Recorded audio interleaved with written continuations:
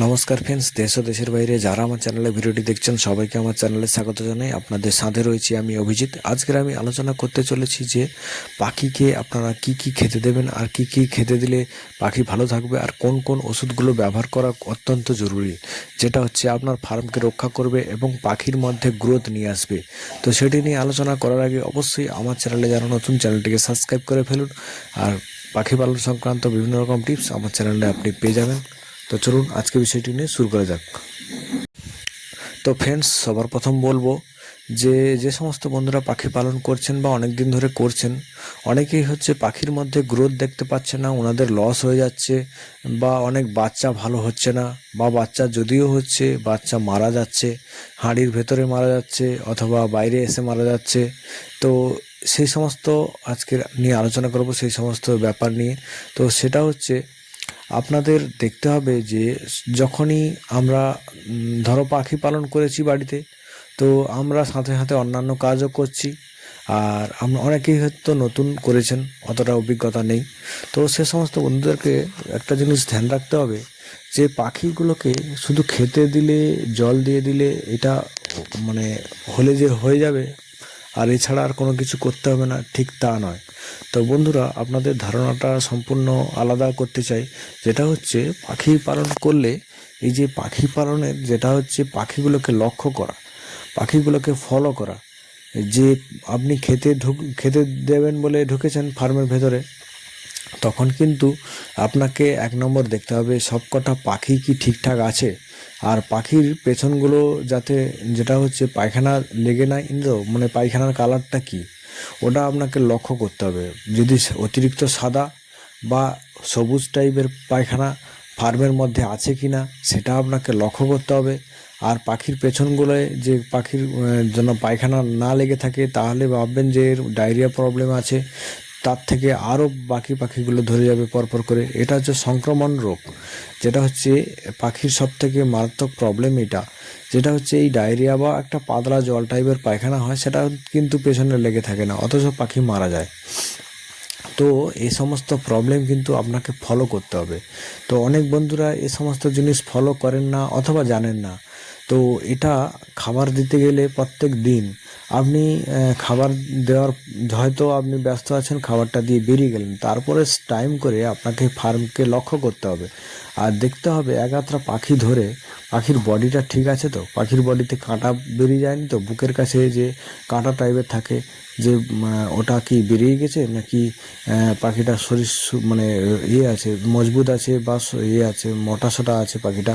তো সেটা কিন্তু আপনাকে একটা লক্ষ্য করতে হবে। পাখির শরীরটা ধরে দেখতে হবে যে পাখিটা একটু কমজোর লাগছে বা বেশিরভাগ পাখি কেমন আছে, সেই পাখিগুলোকে আপনাকে ধরে একাত্রা ধরে দেখতে হবে যে পাখিগুলো সতেজ আছে কিনা, পাখিগুলোর বডিগুলো ঠিকঠাক আছে কিনা, আর পাখির বডি শুকিয়ে যাচ্ছে কিনা। তো সেটা হলে আপনাকে সবার প্রথম কিন্তু আপনাকে দেখতে হবে যে ডায়রিয়ার প্রবলেমটা আছে নাকি। তো ডায়রিয়ার প্রবলেম যদি থাকে, তাহলে কিন্তু পাখি কম খাবে আর শুকিয়ে যাবে, শুকাতে শুকাতে প্রোডাকশানও কমে যাবে, অনেক পাখি মারাও যাবে একাত্রা করে দিনে। তো তখন আপনাকে অ্যান্টিবায়োটিক একটা ব্যবহার করতে হবে, সেটা হচ্ছে ইএনসি।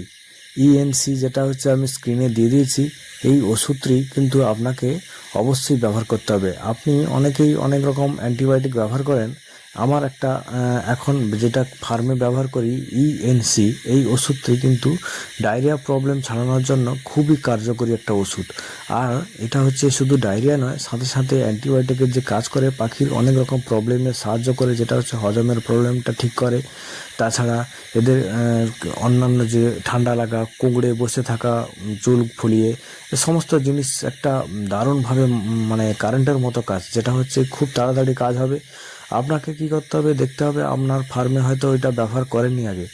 আপনি সবার প্রথম ওই ইএনসি ওষুধটা নিয়ে এসে আপনাকে সবার প্রথম জলের সাথে দিয়ে ব্যবহার করতে হবে, যেটা হচ্ছে সকালে যখন আপনি পাখির ফার্মে জল দেবেন তখন কিন্তু ওই ওষুধটি জলের সাথে মেশাবেন, যেমন এমএল লেখা আছে ওই যেটা হচ্ছে ইএনসি ওষুধটা নেবেন, ওই ড্রপ টাইপের একটা ওষুধ, ওটা হচ্ছে ওর গায়ে লেখা ডোজ লেখা আছে যে কত জলে বা কত পাখিতে কত এমএল ব্যবহার করা উচিত।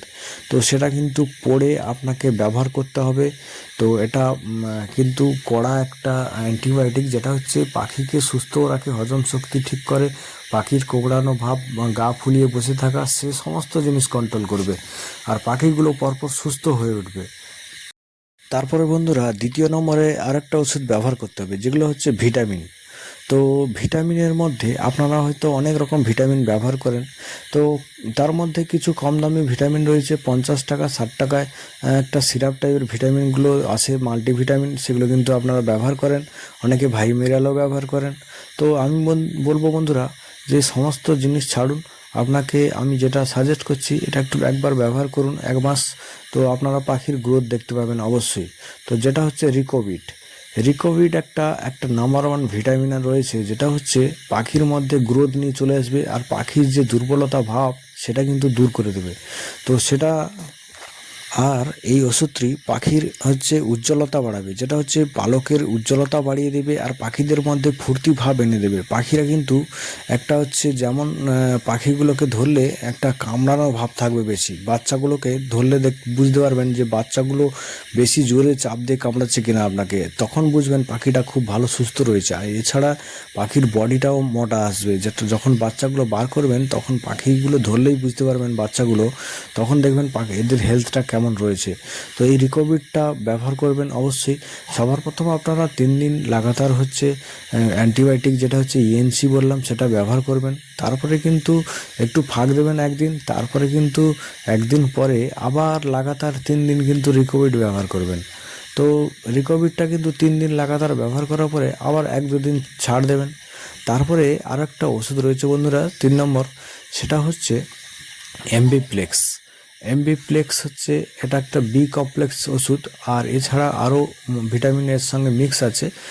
এই ওষুধটি ব্যবহার করতে পারেন পাখিদের নতুন পালক গজানো, যেটা হচ্ছে পাখিদের পালক ঝরে যাওয়া প্রবলেম, নতুন যে বাচ্চাগুলো হয় এদের যে বাচ্চাগুলোর পালক ভালোভাবে ওঠে না বা পালক হতে চায় না, সে সমস্ত জিনিস কন্ট্রোল করবে এমবিপ্লেক্সটা অবশ্যই ফার্মে রাখবেন। একটা গুরুত্বপূর্ণ ওষুধ, যেটা হচ্ছে এমবিপ্লেক্স হচ্ছে নিয়ে আসবে, যেটা পাখির মধ্যে উজ্জ্বলতা, পালকের যেটা হচ্ছে ভারসাম্য বজায় রাখবে, আর পাখিদের কালার জলজল করবে। তো সে সমস্ত এই দুটো ওষুধ, যেটা হচ্ছে অ্যান্টিবায়োটিকের পরে দুটো ভিটামিন ওষুধ যে বললাম, এই ওষুধ এমবিপ্লেক্স একটা, রিকোভিড একটা, এই যে রাখলে যেটা হচ্ছে আপনার যেমন ফার্ম তেমন কিন্তু আপনি ফাইল কিনতে পারেন। এটার হচ্ছে বড় ফার্মের জন্য বড় ফাইলও রয়েছে, যেটা হচ্ছে 5 লিটার ড্রামও পাওয়া যায়। আর এছাড়া আপনি ছোট ফার্ম থাকলে আপনার কিন্তু 100-150 ml সিসিতে পাওয়া যায়, সেরকম কিন্তু আপনারা পেতে পারেন।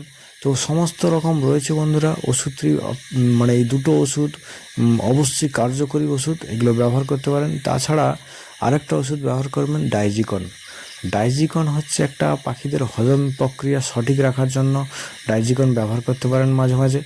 আর এছাড়া এই যে রেগুলার ব্যবহার করবেন ভিটামিনগুলো, আর অ্যান্টিবায়োটিক মাসে 1 থেকে 2 বার ব্যবহার করবেন, এর বেশি কিন্তু ব্যবহার করবেন না, কারণ অ্যান্টিবায়োটিক মারার পরে পাখিরা একটু দুর্বলতা ভাব করে, আর পাখিদের মধ্যে অনেক সময় প্রবলেমও দেখা দিতে পারে বেশি অতিরিক্ত ব্যবহার করার জন্য।